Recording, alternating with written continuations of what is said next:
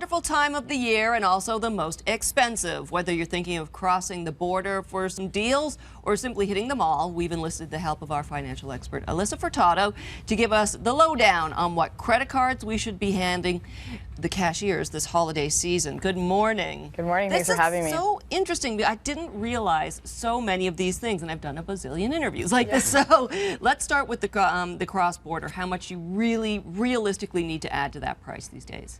Yeah, well, it can be as much as 60%, especially with where the Canadian dollar is. And so that's in the form of exchange rates and then duties. And then also your credit card can often add in foreign exchange fees.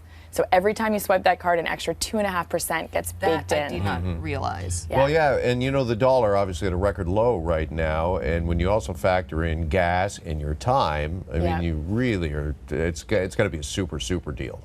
Yeah, that's a really good point, and especially if you're shopping online or you're only going over for the day, and so your limits of what you can bring back each day are, you know, very capped. That's where you can get into the expensive duties, you know, as much as 30% on apparel, in addition to the exchange rate. So let's talk about, there are some credit cards that you might want to think about that would waive those fees.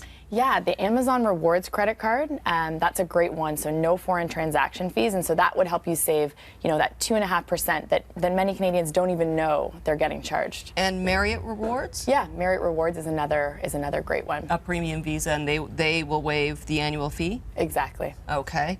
Well, they'll waive the that foreign transaction fee, and they also, I believe, have a low annual fee too. Is this one of these things that if you phone and ask, will they waive? No, because it's normally baked into each transaction. It's one of those you got to read the fine print to really understand. But if you're shopping in Canada, there aren't those hidden fees. And then the Rogers Platinum MasterCard, what does that do for you? So that is the third credit card that has no foreign transaction fees. All right, and you get a 1.75% cash back on all purchases? Yes. Wow. Yeah. Yeah, not bad. That is pretty good. So does that mean it's not necessarily a bad thing to be doing your Christmas shopping by credit card? Because you always hear financial experts warn you off credit cards, stick to a budget, pay in cash if you can.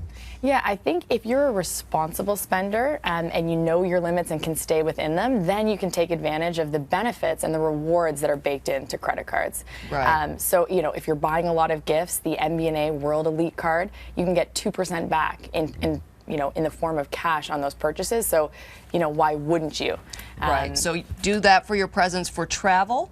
For travel, the BMO World Elite is a fabulous card, and actually they have an amazing sign-up bonus. You can get $300 right away to use on travel, but then you earn up to 2% back on your purchases that you can redeem for flights and hotels, and their platform's really flexible. You know, they don't have those blackout periods and some of the things we've grown to be a little upset with some of the credit cards.